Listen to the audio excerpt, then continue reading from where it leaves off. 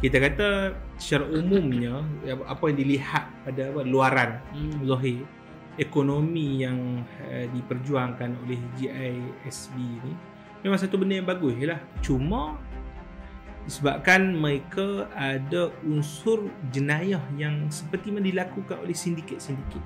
Itu masalah dia. Adakah betul-betul meningkatkan ekonomi orang Islam?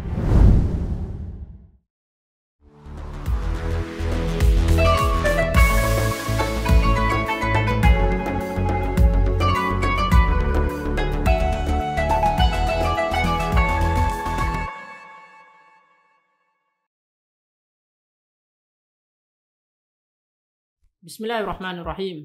Assalamualaikum warahmatullahi ta'ala wabarakatuh. Bismillah, wassalatu wassalamu ala Sayyidina Rasulillah wa alihi wa sahbihi wa man walah wa man tabi'a hudah. Bertemu kita kembali di dalam podcast Tanwir bagi episod kali ini, episod yang ketiga. Pada malam ini insya-Allah kita akan mengupas beberapa isu semasa yang berlaku di dalam negara kita, negara Malaysia, yang mana pada pandangan saya isu yang sangat panas yang boleh dikatakan setiap orang akan ada dia punya pendirian ataupun ada dia punya perspektifnya yang tersendiri.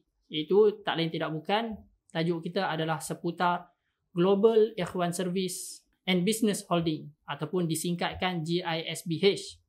Jadi pada minggu ini kita akan mengupas tajuk bersama kita pada malam ini ataupun pada sesi pada kali ini, iaitu Al-Fadhil Ustaz Ahmad Faiz Al-Fatih. Assalamualaikum Ustaz. Assalamualaikum warahmatullahi wabarakatuh. Sihat lah? Alhamdulillah sihat. Nampak tak bermaya. Letih sikit hari kan. Sikit. Macam-macam isu panas. Biasalah tu kan. Kita perjuangan Islam ni dia gasakan demi gasakan tu. Gasakan semangat, gasakan perjuangan Islam ni keras. Ya. Jadi takkan siapa berani berada di medan perjuangan melainkan lelaki yang betul-betul gentleman. Ya. Lelaki ilmiah yang begitu gentleman. Yeah. Dia bukan lelaki yang gentleman, tapi lelaki ilmiah yang gentleman. Jadi Ustaz, pada sesi pada kali ini insya-Allah kita akan mengupas tentang GISBH. Saya tengok Ustaz, isu mengenai GISBH ni kita boleh rungkaikan dia daripada 3 kategori ataupun 3 elemen asasi lah yang boleh kita katakan, yang boleh kita rungkaikan pada sesi pada kali ini. Yang pertamanya saya boleh nyatakan iaitu kategori ataupun elemen keagamaan.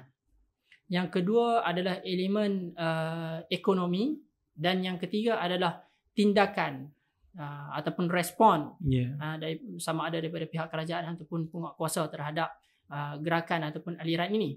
Jadi untuk kita sentuh mengenai elemen yang pertama dulu Ustaz, iaitu elemen keagamaan. Kalau kita tengok daripada gerakan Global Ikhwan ini, Global Ikhwan Service and Business Holding ni, ataupun dulunya nama Al-Arqam, kalau kita tengok ada dakwaan-dakwaan daripada pimpinan mereka ataupun ahli-ahli mereka, ataupun video-video yang tersebar di media sosial pada hari ini, dakwaan yang menyatakan mereka ini adalah sebahagian ataupun sekelompok daripada ahli sunnah wal jamaah.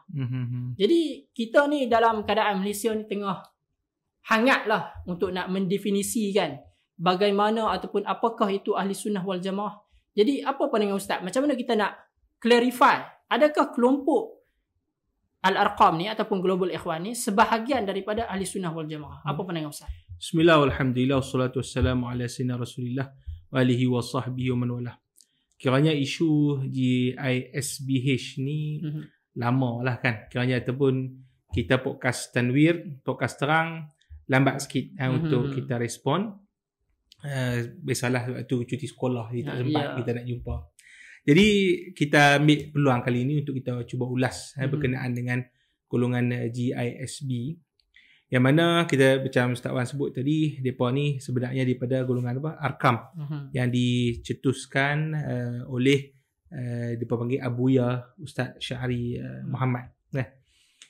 Jadi berkenaan dengan dakwaan mereka bahawa mereka adalah ahli sunnah wal jamaah, maka kita sebagai orang awam ataupun masyarakat kebanyakan kena lihat pada konten.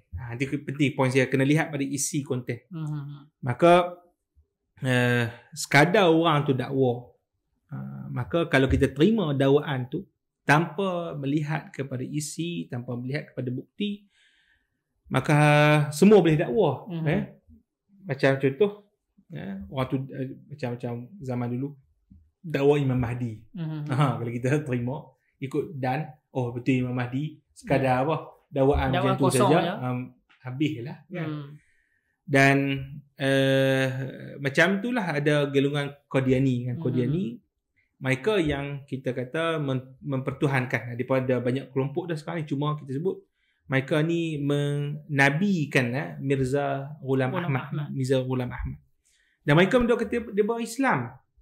Maka kita sebut awak ulanglah macam mana pun kata awak Islam, tetapi apabila awak mengingkari salah satu daripada rukun iman, iaitu Nabi SAW adalah Nabi terakhir, maka ketika itu dakwaan awak tidak dapat diterima sama sekali.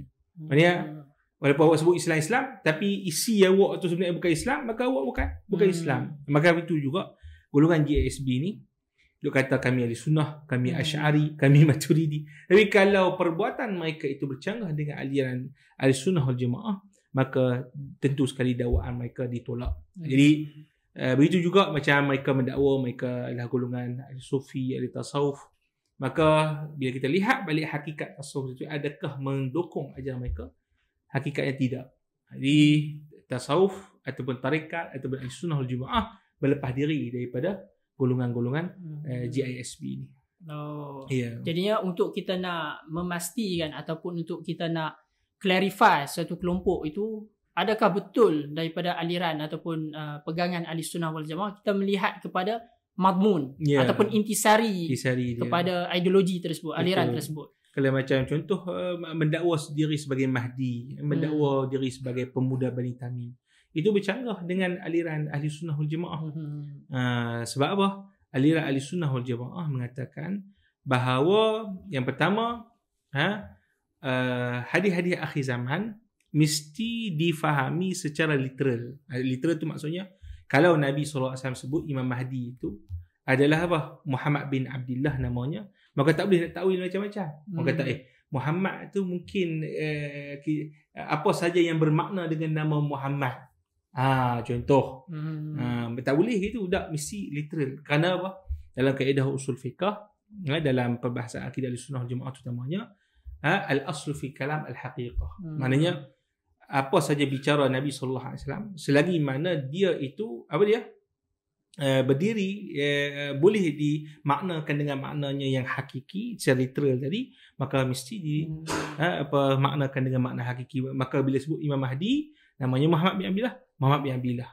Bila kita sebut matahari terbit belah barat, nanti di hari dekat kat kiamat nanti, betul matahari terbit belah barat. Bukan maksudnya kita takwilkan, kita kata ada sebenarnya matahari itu adalah ajaran Islam tersebar belah barat dan sebagainya. Itu sebenarnya bukan ajaran ahli sunnah wal jamaah. Boleh. Dan masalah takwil, kita dan ahli sunnah wal jamaah la nu'awil illa bid-dalil. Kita tidak mempermaknakan makna yang lain daripada hakikat melainkan dengan dalil. Ini perbahasan detail lah. Cuma saya sebut tadi, macam contoh pemuda Bani Tamim. Pemuda Bani Tamim tu yang disebutkan dalam hadis adalah Syu'aib bin Salih At-Tamimi, yang membawa panji Imam Mahdi dan menyediakan kerajaan Imam Mahdi. Bila kita sebut Syu'aib bin Salih, tiba-tiba jadi Asy'ari pula. Kan Ustaz Asy'ari. Itu dah tak kena tak pair. Jadi sebab tu dia panggil perbuatan mempermainkan nas, mentakwil dengan hawa nafsu, maka itu bercanggah dengan ajaran ahli sunnah wal jamaah. Sebab tu kita sebut kita tak terima mereka, walaupun mereka mendakwa mereka ahli sunnah, mereka mendakwa mereka ahli syairah, kerana yang kita lihat adalah metodologi tadi. Jadi untuk nak memahami nas-nas sama ada daripada Al-Quran ataupun hadis ni, kita pertamanya kita memahami secara literal. Ataupun secara hakikatnya, al-aslu fil kalam al-haqiqah.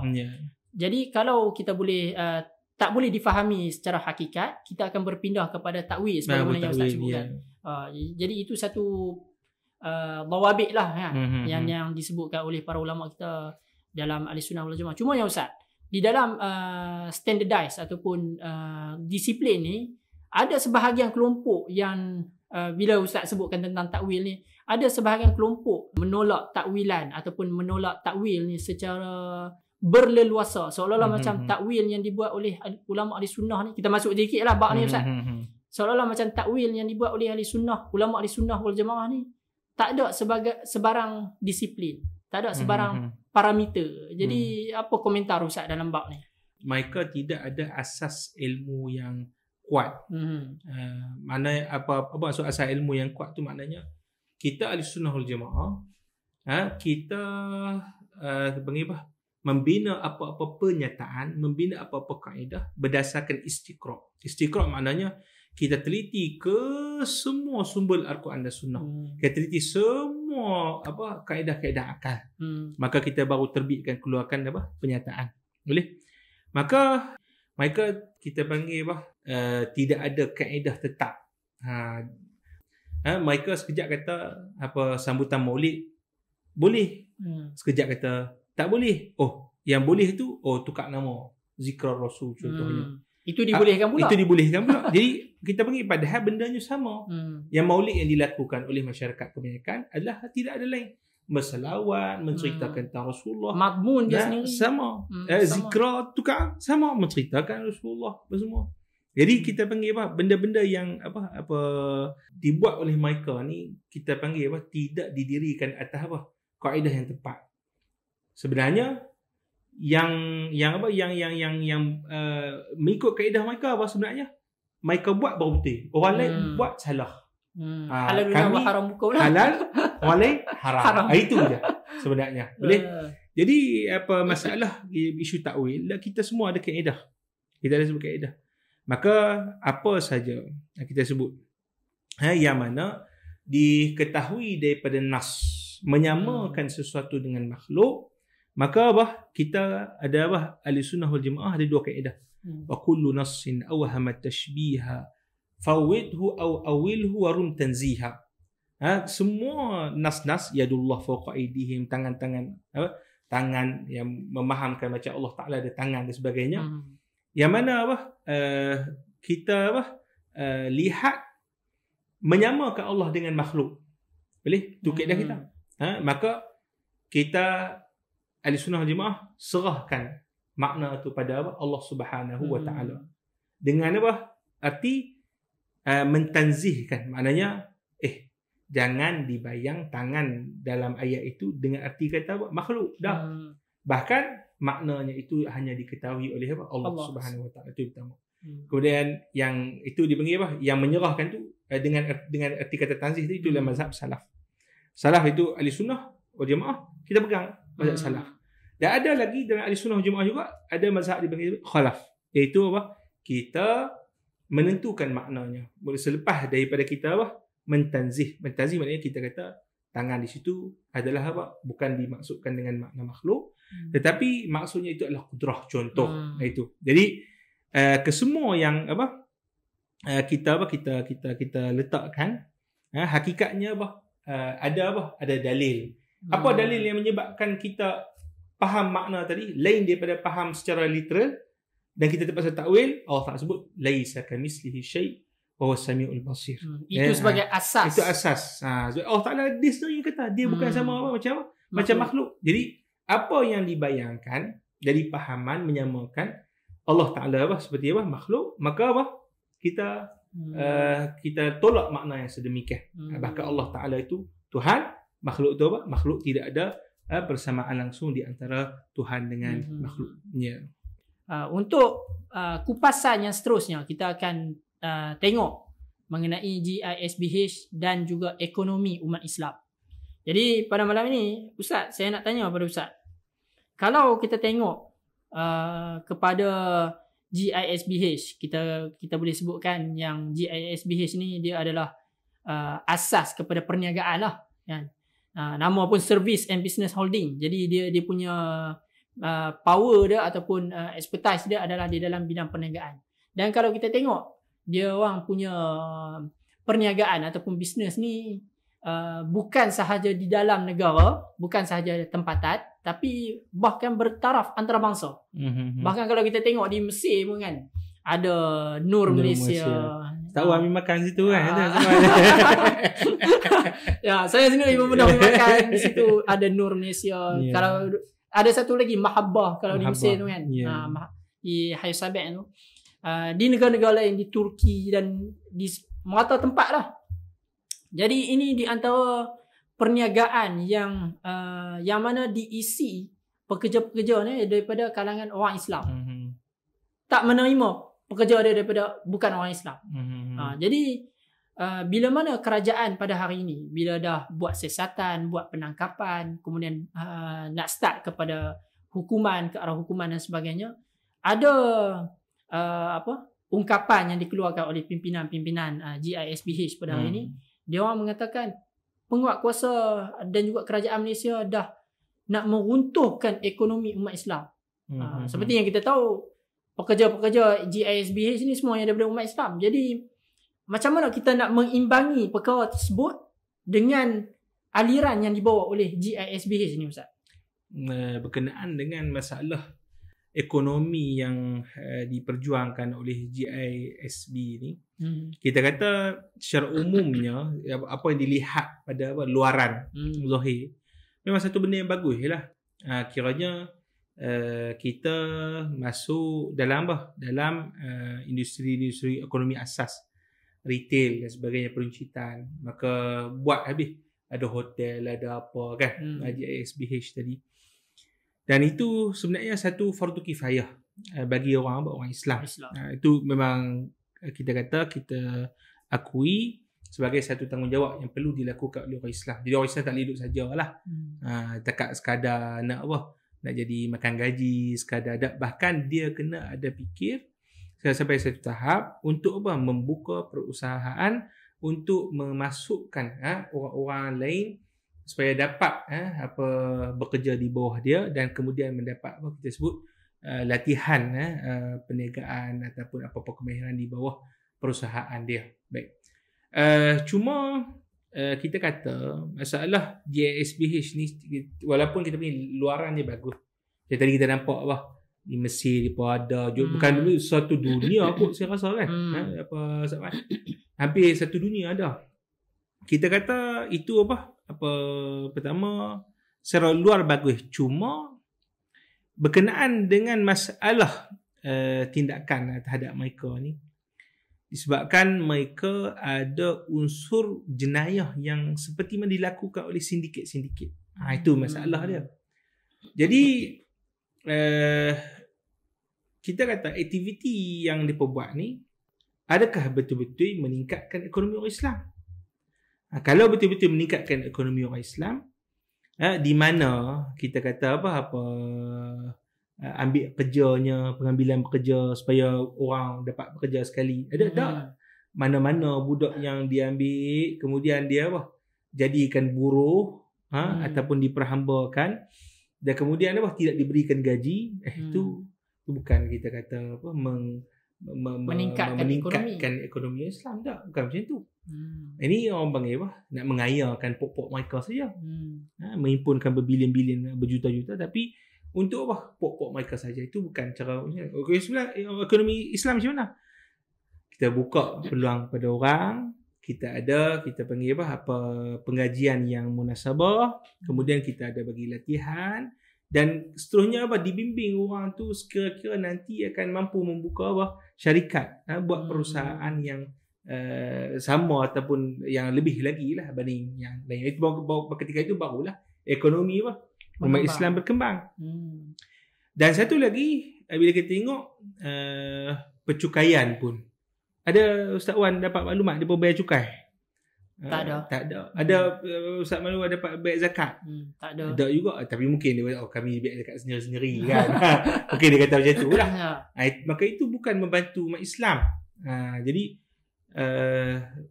saya lihat masalah GISB ni, mereka ada salah faham terhadap kita panggil konsep ekonomi umat. Dan bila kita sebut umat ni umum, bukan satu kelompok jemaah mereka ni dapat hidup jemaah mereka. Ni pengalaman saya sendirilah, Ustaz Wan. di Mesir waktu golongan-golongan GISB ni, mereka ambil tender di Arma ataupun Dewan Malaysia Abbasiyah Khairah kan.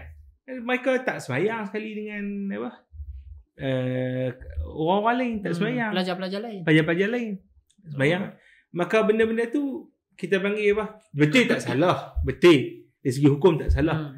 Tapi dia bawa bibit kita kata dia ada, kita panggil tamayus ni maknanya rasa mereka special pokok mereka. Umat Islam ni lain gitu.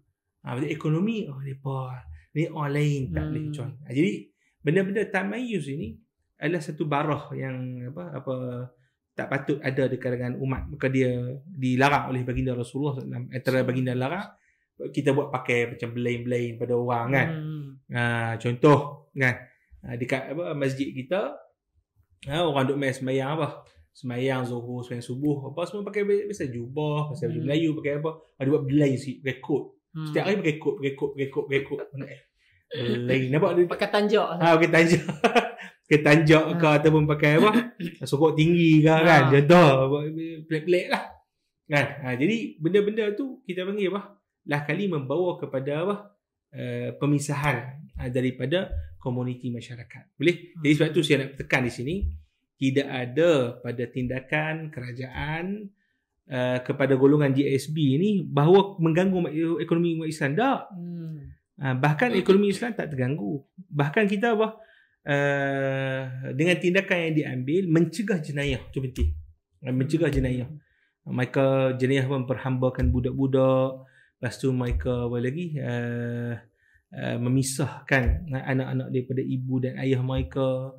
Kemudian kita panggil tak buat cukai dan sebagainya. Jadi benda-benda tu kita panggil tindakan yang diambil bukan meruntuhkan ekonomi, tetapi adalah satu kita panggil tindakan menghalang jenayah. Bukannya menghalang ekonomi. Kita ada usahawan-usahawan Melayu yang lain yang berjaya. Tak ada pun isu-isu berkaitan dengan perhambaan bagi gaji yang tidak setimpal kepada pekerja dan sebagainya. Kalau kita tengoklah realiti dunia perniagaan pada hari ini pun macam yang Ustaz sebutkan tadi. Ada majikan-majikan yang menawarkan kepada pekerja dia learning and development kan, pergi hantar kursus, hantar training, hantar ke bengkel supaya mempertingkatkan dia orang punya knowledge dan juga pengetahuan. Jadi benda tu saya rasa dia point utamanya adalah ekonomi ni adalah keadilan. Ekonomi dalam Islam ni adalah bentuk keadilan. Kalau keadilan tu tak terpacu di dalam bisnes tu, maka dia bukannya satu benda yang meningkatkan ekonomi umat Islam kan. Jadi point itu bagi saya perlu ditegaskan supaya umat pada hari ini, umat Islam pada hari ini memahami bahawa tindakan yang dibuat oleh kerajaan Malaysia dan juga penguatkuasa pada hari ini adalah satu tindakan yang perlu dilihat daripada perspektif yang lebih besar, yang lebih betul.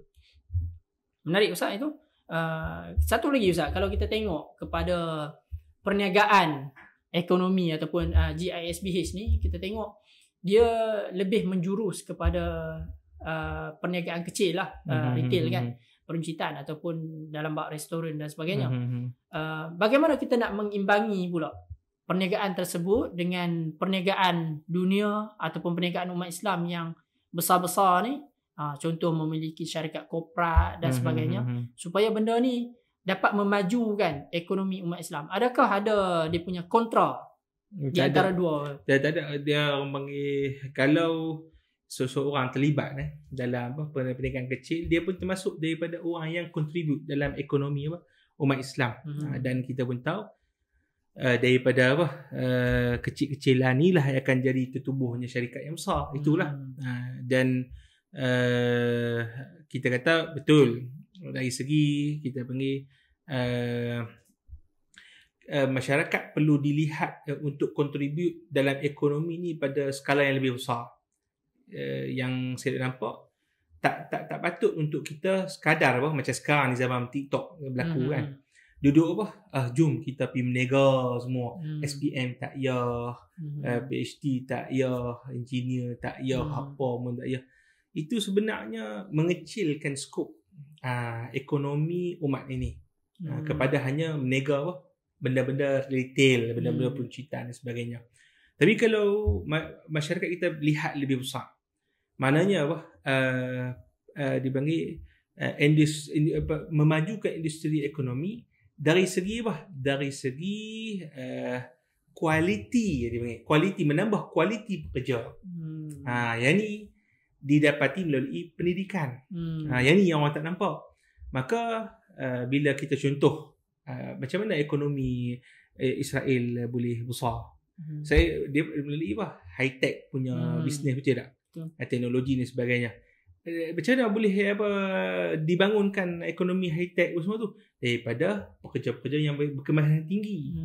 Macam mana nak dapat kemahiran tinggi? Dengan ilmu pengetahuan, dengan latihan yang kita panggil yang diterapkan dalam masyarakat. Jadi perlu, bila saya nak tekankan pada adik-adik rakyat Malaysia ni semua, bila dia lihat ekonomi, dia tak hanya lihat kepada masalah kecil-kecilan. Betul, tak nafi. Perlu ni ada, bukan nak merendahkan. Bukan merendah. Betul ada orang mesti di kalangan umat Islam buat Maggi contoh. Betul ada buat tepung. Betul itu tak nafi. Betul. Dan dia pun secara tidak langsung menyumbang pada perkara ekonomi besar. Tapi yang kita lihat pada negara maju, mereka tidak terhad pada perkara kecil, tapi lebih kepada peningkatan modal insan untuk dia itu dilatih dengan kemahiran yang berperingkat tinggi. Maka sebab tu kita pentingkan adik-adik kita ni untuk belajar, ambil PhD, kuasai bidang-bidang. Maka itu akan membuatkan kita panggil ekonomi makmur. Dan sekarang ni tengok Datuk Seri Anwar kan bawa macam-macam pelaburan Malaysia memerlukan kepada tenaga kerja yang berkemahiran, berkualiti. Jadi ada kilang ditubuhkan, perlu ada pakar untuk nak kita panggil urus tadbir kilang tadi. Perlu ada pekerja yang berkemahiran untuk sebagainya. Jadi sebab tu kita kena lihat memajukan ekonomi Islam ni pada benda yang lebih big picture. Tak boleh pada benda-benda sekarang ni. Saya tak lekehkanlah pada certain orang yang tumpu pada benda runcit, lepas tu duduk tak habis-habis mengulang by Muslim first dan sebagainya. Betul, itu ada memberi kesan, tapi ekonomi Islam patut dijana dengan lebih besar. Itu pandangan saya lah. Jadi menarik poin itu, Ustaz. Dan tadi Ustaz ada menyentuh tentang tarikat dan juga tasawuf. Kalau kita tengok daripada pengamalan, beberapa pengamalan daripada GISB ni ataupun Global Ikhwan ni, ada ni dakwaan lah. Ada yang mendakwa kononnya ini adalah tasawuf. Ini adalah tarikat. Seolah-olah macam dia nak menyamakan apa yang dibawa ataupun apa yang dibuat oleh Global Ikhwan ni, itulah cerminan kepada ulama tasawuf dan juga tarikat di dalam ahli sunnah. Jadi bagaimana kita nak mengupas isu ni dan mengharmonikan supaya ahli sunnah wal jamaah yang menerapkan tasawuf, yang menerapkan tarikat ini bebas daripada dakwaan-dakwaan ataupun bebas daripada pengamalan-pengamalan yang kita nampak sia-sia ni. Seperti mana yang dibuat oleh Global Ikhwan. Baik. Kita kata hakikat tasawuf adalah kita sebut tadi berlepas diri daripada GISB. Kenapa? Yang pertama, tasawuf itu dia berdiri di atas Al-Quran dan juga As-Sunnah. Dan Imam Al-Junaid, dia panggil Sayyidut Ta'ifah, ketua bagi golongan tasawuf, golongan sufi, kata tariquna haza musyayyadun bil kitab was sunnah. Jalan kita, jalan kesufian dibina di atas Al-Quran dan As-Sunnah. Maksudnya apa saja yang menyanggahi Al-Quran dan As-Sunnah adalah tertolak. Okay? Maka basic yang pertama tu pun kita lihat tidak ada pada golongan GISB. Dengan kita kata macam pemahaman mereka terhadap nas kan, terhadap hadiah-hadiah akhir zaman, boleh Imam Mahdi dan sebagainya, boleh. Lepas tu macam lagu Power Kaabah, apa punya tu lagu Power Kaabah, sedangkan sedangkan power sabun pun ada power dia tu sedang. Jadi kira bagaimana itu tak ada kita kata kesamaan langsung dengan aliran tasawuf yang berdiri di atas Al-Quran dan Sunnah. Dan Al-Quran dan Sunnah, bila kita sebut berdiri atas Al-Quran dan Sunnah, mesti apa? Dia sebut atas jalan ilmu. Atau jalan ilmu. Automatik lah bila Quran dan Sunnah maknanya ilmu. Dan kemudian kita tengok golongan GISB ni, kita tanya siapa guru mereka, kan? Mana sanad keilmuan mereka, mana guru mengaji dengan siapa dan sebagainya. Tak ada. Maka sebab tu kita kata ini juga bercanggah dengan apa? Aliran apa? Tasawuf. Maka tasawuf ini sangat-sangat mengambil berat berkenaan dengan guru yang berkelayakan untuk mentarbiah anak-anak muridnya. Jadi orang tu mesti alim, ulama. Dan alhamdulillah kami ataupun Ustaz Wan sendiri kan, kita ambil tarikat Syaziliyah daripada apa? Maulana Al-Imam Ali Jumaah hafizahullah taala wa radhiyallahu taala anhu. Dia adalah apa? Penerus tarikat Syaziliyah. Sebab beliau orang yang cukup mahir dengan apa? Al-Quran, Sunnah, ilmu usul fiqh, ilmu sebagainya. Keahlian dia tidak dipertikai. Jadi sebab tu saya amat menyeru kepada masyarakat, apabila nak menjalani jalan tasawuf, tidak boleh mengambil daripada sewenang-wenang orang. Maka mesti ambil daripada pertama orang yang diyakini keilmuannya itu dengan apa? Pegangan Al-Quran dan juga As-Sunnah. Pertama. Yang kedua, orang tersebut mesti apa? Sanadnya itu bersambung. Maka Syekh Ali Jumaah yang kita kata tarikat Syaziliyah itu jelas sanad ni daripada apa? Sayyidi Abdullah bin Siddiq Al-Ghumari. Dan ramai lagi lah Syekh dia Syekh Abdul Jalil Al-Quranshawi, Syekh Ahmad Mursi, banyak syekh-syekh yang lain. Zakiuddin Ibrahim, Zakiuddin Ibrahim. Yang mana apa? Sanad mereka itu jelas-jelas diambil daripada guru, yang diambil daripada guru, diambil guru sampai baginda Rasulullah sallallahu alaihi wasallam. Itu kita kata apa? Intipati apa? Tasawuf. Maka tasawuf ini bukan cakap-cakap mengarut, bukan cakap-cakap khurafat. Sembang apa power Kaabah, sabun pun ada power, bukan macam tu. Tak, tasawuf ilmu. Tasawuf ini adalah martabat ihsan yang didirikan oleh Al-Quran dan Sunnah. Dan apa? Dia itu apa diambil secara bersanad, bersilsilah sampai kepada Rasulullah sallallahu alaihi wasallam. Ya. Jadinya untuk kita nak memahami ataupun menyedari satu aliran tu, dia kalau dia mendakwa sekalipun dia adalah aliran tasawuf ataupun ada bawa tarikat, kita kena make sure dia ada metodologi dia, ada guru dia, ada bi'ah dia. Sebab tu saya apa masalah zaman sekarang ni, kenapa ada kekeliruan? Ada kita panggil poin-poin kan yang dilakukan oleh pokok yang jahil. Maka terus mereka umumkan, takmim, umumkan, kata apa? Maksudnya semua geng tasawuf macam ni lah panggil dia. Tak betul. Boleh? Tengok ni juga berlaku Ustaz. Saya ingat saya apa yang bila mana Mama Ghufran buat pelik-pelik di Indon. Kemudian Mama Ghufran ada buat satu video tentang ada Asy'ari.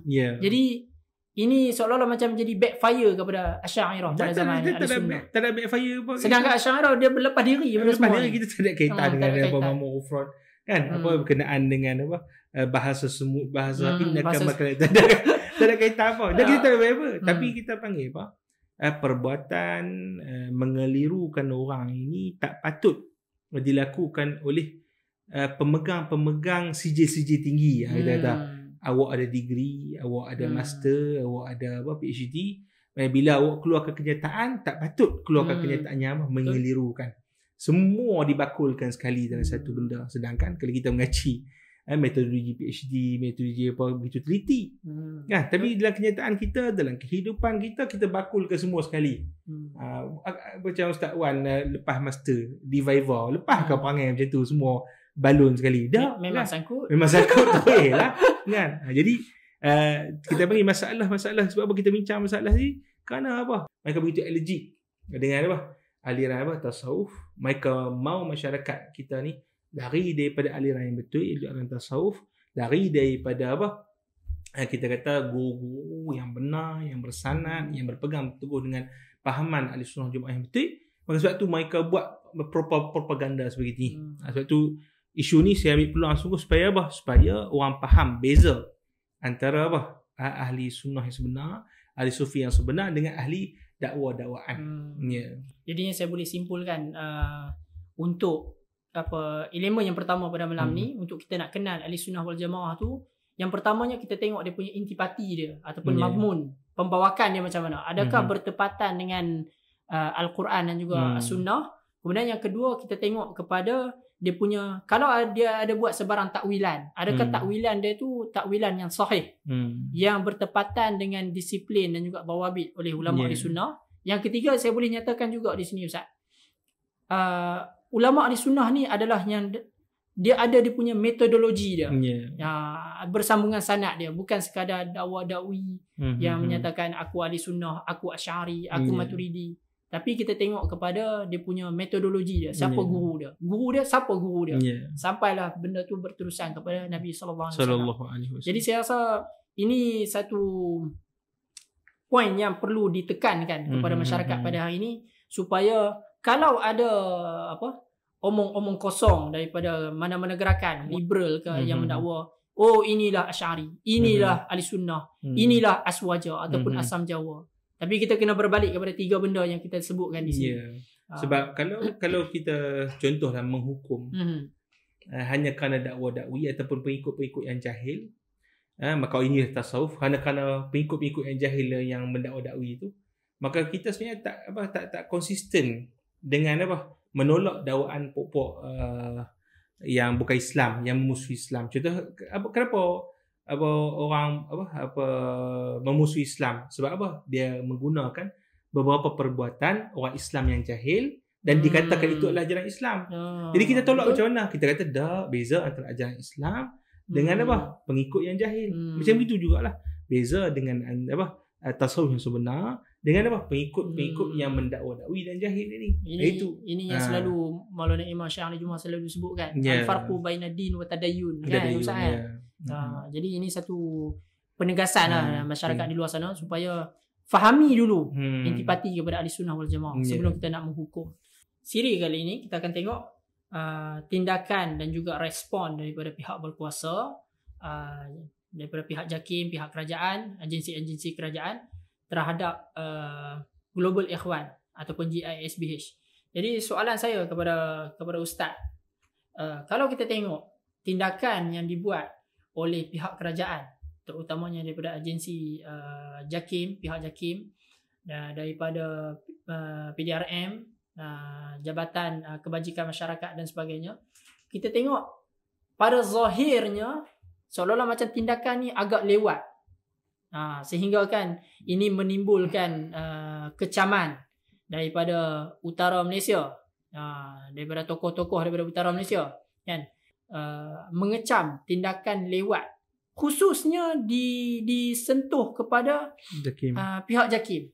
Jadi macam mana kita nak menyelesaikan kecaman-kecaman ni supaya kita dapat mengimbangi peranan pihak JAKIM dengan peranan pihak penguat kuasa di dalam negara Malaysia? Bagaimana Ustaz? Baik, berkenaan dengan tindakan yang diambil terhadap GISB, kita lihat kalau kronologi kisah GISB ni semenjak daripada 2011 lagi sebenarnya, dan kita lihat telah diadakan taubat perisytiharan istitabah secara besar-besaran, tak silap saya pada 2013. Maknanya JAKIM hakikatnya telah mengambil berat isu ini di peringkat kita kata pada segi akidahnya, istitabahnya dan sebagainya.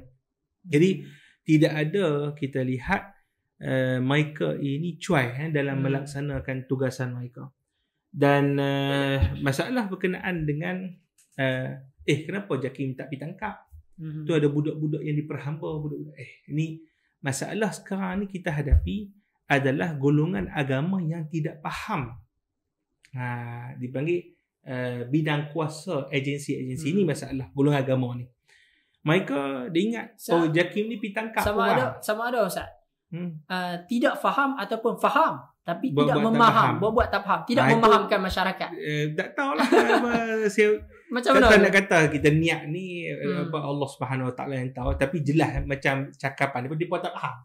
Itu dia pun tak faham. Pada zahir ni. Pada zahir dia pun tak faham. Nahkum bi zawahir. Suruh apa tangkap orang. Tak, JAKIM bukan suruh tangkap orang.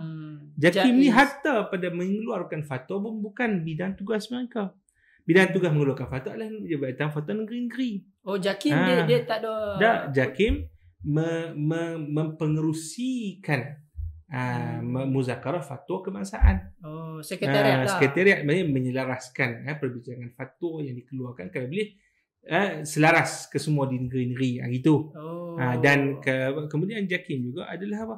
Pada penerangan dan sebagainya. Boleh. Jadi bukan tugas JAKIM untuk menangkap. Itu kena faham baik-baik. Dan sebenarnya bila kita lihat atas penerangan yang baru-baru ni kan, pihak polis pun sendiri menyebut bahawa apa, memang ada sesi libat urus bersama JAKIM, bersama Jabatan Kebajikan Masyarakat. Jadi kita tengok pelik apabila ada golongan-golongan yang mengeruhkan keadaan dengan mengeluarkan kenyataan-kenyataan yang berbau memburukkan agensi agama, meruntuhkan agensi agama. Sebab tu seolah-olah macam ada udang di sebalik batu. Saya lihat apa yang mereka lakukan ini tidak ada beza dengan golongan-golongan yang memusuhi agensi agama, institusi agama, golongan liberal, golongan pluralisme. Itu kita heran apabila secara sembrono mencela institusi agama. Dan kita tak pelik bahawa ada tokoh-tokoh ni juga sebelum ini pernah memainkan isu tabuh haji. Kalau Ustaz Wan ingat dulu, tabuh haji telah jual harta asetnya lah sampai mencetus panik dalam masyarakat, sampai orang nak keluarkan duit daripada tabuh haji dengan beramai-ramai. Ini apa yang akan berlaku?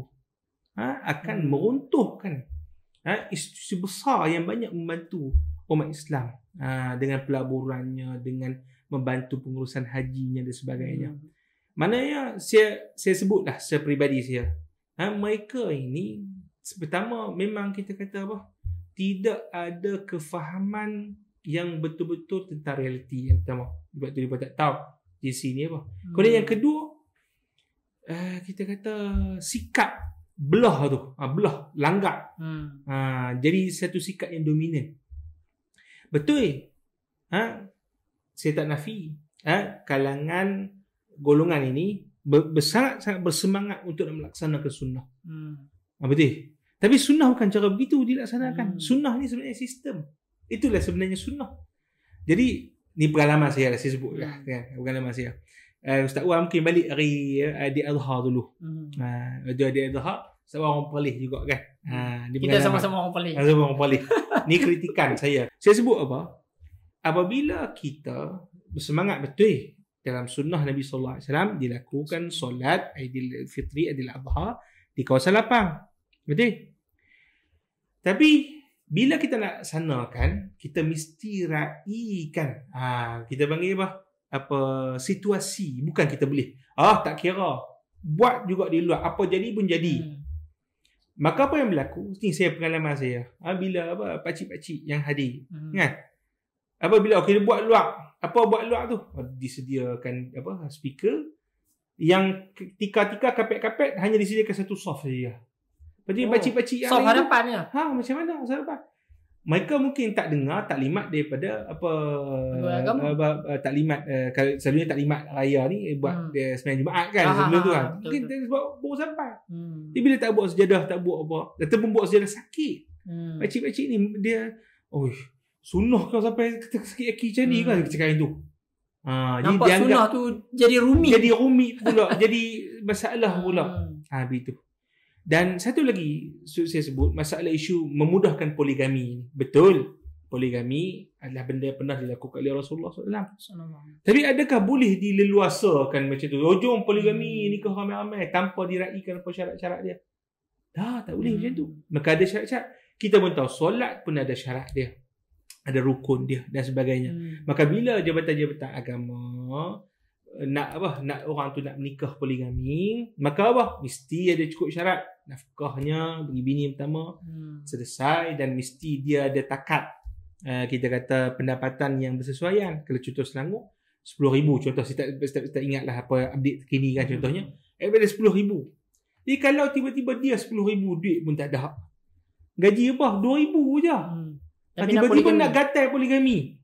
Dan nafkah apa kita kata, dengan nafkah isteri pertama tak cukup, isteri kedua pun terabai. Jadi keluarga yang kita nak bina daripada perkara tersebut. Jadi itu yang saya sangat kesal daripada orang agamawan yang betul cintakan sunnah, tapi sunnah bukan cara begitu dilaksanakan.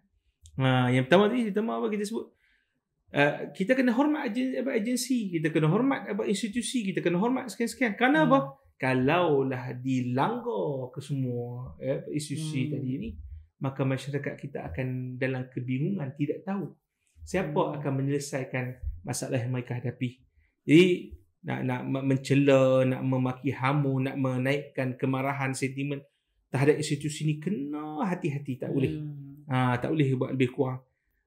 Jadi ustaz kata kat Palih tu tak apa pula, ni kritikan, saya sebut kritikan.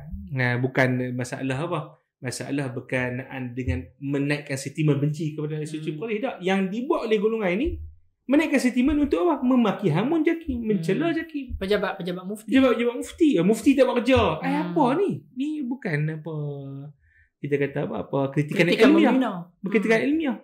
Macam tadi kita sebut pasal poligami kita. Itu ilmiah. Jadi perlu kepada dawabit dalam dawabit. Jadi kena berhati-hati dalam masalah ni. Jadi tu saya sangat-sangat kesal lah dengan sikap. Jadi negara madani, kalau betul lah saya menyeru pada PMX kita kan, betul-betul madani dibina di atas pencerahan. Itu diberi nilai madani. Sebagaimana Madinatul Munawwarah itu bercahaya dengan sinar ilmu Rasulullah SAW. Kita pun kena macam tu. Tak boleh dibina atas kekeliruan, atas provokasi. Kemudian yang kedua, dibina atas kekabutan, hingar-bingar. Kita tak mahu macam tu. Negara Madani dibina, tapi dibina atas atas sistem. Jadi perbuatan melanggar agensi, perbuatan memberi kekeliruan, perbuatan itu dia tidak membawa kebaikan pada negara Madani, bahkan dia bawa pada kehancuran. Kalau kita tengok dalam media sosial pada hari ini, akibat daripada tamparan dan juga kecaman, seolah-olah menampakkan yang agensi keagamaan di kerajaan persekutuan ni seolah-olah macam tak berfungsi. Macam yang Ustaz sebutkan tadi, pihak PDRM pun ada menyatakan dia orang pun ada dapat maklumat daripada JAKIM, maklumat daripada pihak-pihak yang lain. Jadi ini menunjukkan keselarian dan juga keselarasan dalam nak membuat amal makruf nahi munkar. Tapi ini dinafikan oleh mufti negeri Perlis. Jadi macam yang Ustaz kata lah, ini lebih bukan dinafikan, tetapi mungkin dinampakkan macam zahir kan. Itu teguran saya lah. Maksudnya taklah sampai, tak patutlah buat macam tu. Tak patut. Yang menjadi tanda tanya lah Ustaz pada saya, kalau kita tengok dalam isu GISBH, ya betul GISBH ni adalah golongan yang pelampau, meskipun dia nak mendakwa dia ahli sunnah ke, dia bawa tasawuf ke, tarikat ke, dia ada aurat dia, meskipun dia mendakwa macam-macam, pihak dia mendakwa macam-macam, dia ada bawa kesesatan dan sebagainya. Kalau kita tengok kronologi pada hari ini ataupun situasi pada hari ini, seolah-olah macam JAKIM sahaja yang bersalah. Kan? Kalau kita tengok daripada segi perundangan, JAKIM dia tak ada, macam yang Ustaz sebutkan, JAKIM tak ada bidang penguatkuasa untuk nak tangkap orang, untuk nak keluarkan fatwa pula. Ada juga pihak-pihak yang berkuasa untuk nak menangkap kalau ada jenayah dan sebagainya, seperti mana PDRM. Yang jadi keharanan ni Ustaz, pasal apa Perlis tak attack juga agensi-agensi kerajaan yang lain, Jabatan Kebajikan Masyarakat, PDRM, hatta Ustaz, ni saya nak tanya pada Ustaz, pandangan Ustaz, hatta tak dipersalahkan pun Menteri Kementerian Dalam Negeri sebelum-sebelum ni. Pasal apa hanya JAKIM saja yang dipersalahkan? Allah alam. Patutnya kita kata biar benda ni dibiarkan berlaku secara profesional. Maknanya kalau penjawatan di JAKIM itu diberikan kepada mana-mana individu, maka dia dibuat berdasarkan saringan yang betul, bukan dengan kita buat berhingar-bingar di luar. Dan benda ni kita kata tak profesional, tidak membawa kebaikan dalam masyarakat. agama Islam tidak mengajar sebegitu. Itu. Jadi untuk nak menegakkan sunnah, nak membuat amal makruf nahi munkar, dalam konteks dunia pada hari ini kita perlu be professional lah. Professional lah, ikut peraturan perundangan. Jadi itu satu poin yang perlu ditegaskan supaya masyarakat faham. Masyarakat faham, yang pertamanya yang saya boleh sebutkan, peranan JAKIM. Masyarakat faham peranan PDRM, Polis Diraja Malaysia. Patut mereka yang menerangkan benda tu. Dan faham situasi pada hari ini bukanlah petik jari selesai semua. Semua. Dia mesti melalui siasatan dan sebagainya. Tapi bila ada hentaman terhadap pihak, lepas tu ada kita kata bakul pukul rata, sikap pukul rata pada semua tasawuf sebagainya. Benda tu kita kata tak patutlah. Tak patut. Sepatutnya isu ni perlu dibahaskan secara objektif, secara tenang. Tak perlu nak kaitkan mana-mana aliran ahli sunnah ke yang sebagainya, supaya tak memberi satu gambaran yang negatif terhadap ahli sunnah. Itu yang perlu disebutkan lah. Jadi sebelum saya nak menutup sesi podcast kita pada malam ni, saya ada soalan tambahan. Soalan tambahan saya ni terkait dengan elemen yang pertama kita dalam siri podcast pada kali ini, iaitu terkait dengan keagamaan. Ni saya perlu tanya sebab apa? Isu ni agak bukanlah nak kata rumit, isu ni agak panas, agak kontroversi pada hari ini. Dalam mana kelompok GISBH ni mengangkat Abuya Ash'ari Muhammad. Pada saya lah, bukan lagi pada tahap murabbi. Sehingga kan ada dakwaan bahawa dia adalah Imam Mahdi dan sebagainya. Jadi untuk nak clear kan isu murabbi tak murabbi, macam mana yang ulama ahli sunnah ni faham Ustaz tentang murabbi ni? Baik, berkenaan murabbi saya sebenarnya dah sebutlah awal tadi, masalah kita kata syarat untuk murabbi yang mentarbiah, mendidik anak-anak ni, maka mesti orang itu sempurna pemahamannya dalam Al-Quran dan juga As-Sunnah. Jadi kita tahu latar belakang Abuya. Dia mengaji dengan siapa? Dia ambil dengan siapa? Boleh? Adakah dia diiktiraf oleh guru sebelum ataupun tidak? Jadi kalau tidak iktiraf, tidak boleh sebenarnya. Jadi masalah golongan ini, maka tidak ada dibagi pengiktirafan silsilah daripada guru yang berkelayakan. Jadi kalau dah ada silsilah, ada sanad bersambungan, kemudian diketahui dia punya ilmu pengetahuan, kedalaman ilmu dan sebagainya. Kalaulah dia berlaku seolah-olah sebagaimana yang GISBH buat pada hari ini, adanya tabarruk dengan asar Abuya, adanya tawasul dengan nama Abuya, Abuya dan sebagainya. Kemudian adanya istighasah terhadap Abuya, wahai Abuya, tolonglah kami, bantulah kami. Macam mana benda tu kita nak clear kan, supaya ahli sunnah wal jamaah berlepas diri daripada tindakan dan juga perlakuan GISBH. Baik, apa masalah berkenaan dengan tabarruk, berkenaan dengan tawassul dan istighasah, benda tu bukan kita kata secara umumnya dilarang dalam agama Islam dak. Bahkan tak dilarang. Maknanya kita tabarruk minum air bekas daripada minuman ulama-ulama, aulia dan sebagainya. Ataupun kita sebut tawassul. Saya bertawassul dengan Syekh Sipulan untuk ataupun kita sebut istighasah itulah kita sebut tadi, wahai Syekh, tolong bantu kami, tolong beri syafaat kepada kami. Itu maka secara umumnya itu kita kata adalah diharuskan. Bahkan pada tabaruk secara khusus itu disunatkan. Disebutkan oleh Imam An-Nawawi radhiyallahu taala anhu dalam syarahan Sahih Muslim, bagi kita kata peristiwa-peristiwa hadis tertentu disebut itu min huna istihbabut tabarruk bi asaris salihin. Maka di sini sunat untuk mengambil keberkatan daripada bekas-bekas orang yang soleh. Cuma kita kena faham satu benda, ahli sunnah wal jamaah, dia kita kata isu tabarruk, isu tawassul, isu istighasah ini kecil aja dalam golongan ahli sunnah. Ahli sunnah apa yang besar? Ahli sunnah bukan kita memberatkan benda-benda tu pun. Kalau kita di Mesir kan, ahli sunnah wal jamaah adalah memberatkan pada menuntut ilmu dengan sahih, mewarisi Al-Quran dengan kefahaman yang betul, beramal dengan apa? Kita sebut apa? Kita kata macam apa, geng ni lah. Maksudnya usaha sungguh-sungguh beramal tu. Solat tak tinggal apa semua tu. Okay.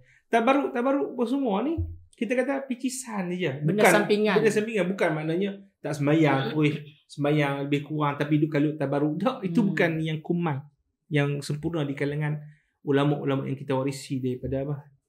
Mereka ilmu. Golongan GISB ni, mereka macam kita kata apa, jadi benda tu utama. Minum ayak kaki apa semua. Tak, kita ada Syekh Ali kami mengaji dulu ada duk wajibkan anak murid minum ayak kaki dia, betul tak? Kan? Kita dapat salam Syekh Ali pun sekali-sekala, alhamdulillah. Tu pun dapat rezeki cium tangan dia.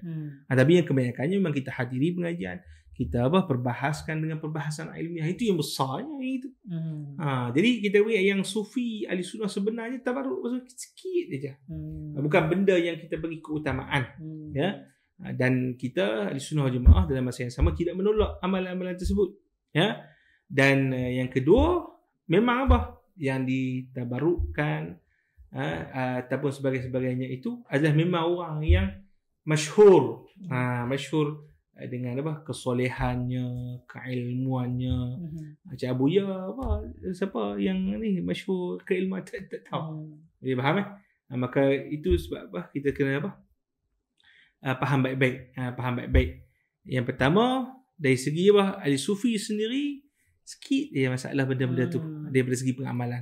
Yang paling besar menuntut ilmu. Untuk ilmu, bekerja, sohbah dengan ulama. Sohbah dengan ulama, khidmat umat Nabi SAW. Itu yang utama.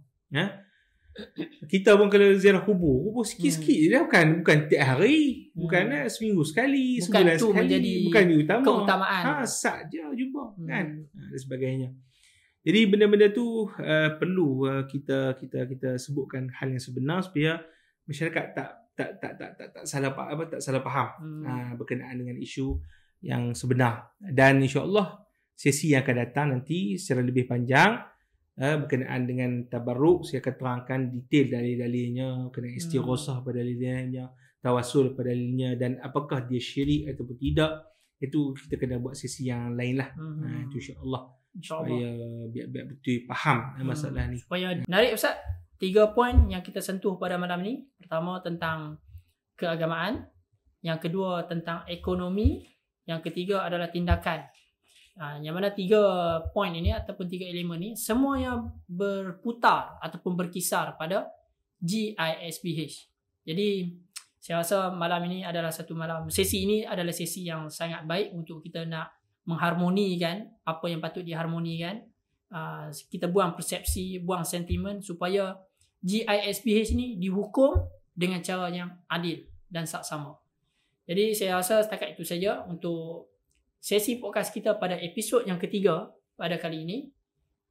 Kita akan bertemu lagi pada episod yang seterusnya. InsyaAllah ta'ala a'la wa a'lam. Tanwir, kita terang bukan menyerang. Assalamualaikum warahmatullahi taala wabarakatuh.